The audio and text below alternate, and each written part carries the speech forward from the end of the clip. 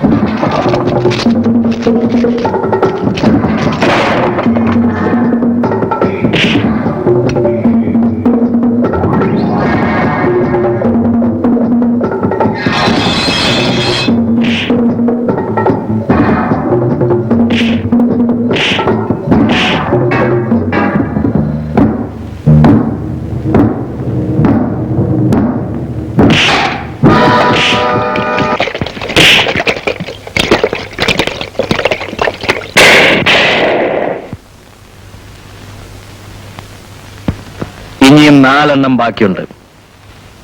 ആവശ്യമുള്ളവർ മുമ്പോട്ട് വരാം.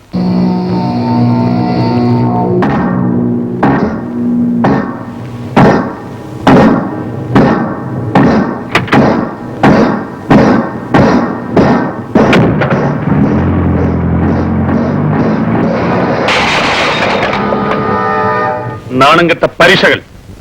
അവൻ വാൻ തട്ടിക്കൊണ്ടുപോയപ്പോ നീ എല്ലാം നോക്കി രസിക്കുകയായിരുന്നു. ശ്രീധരന്റെ മരണത്തിന് നമ്മളാണ് ഉത്തരവാദിയെന്ന് അവൻ എങ്ങനെയോ മനസ്സറിഞ്ഞിരിക്കുന്നു.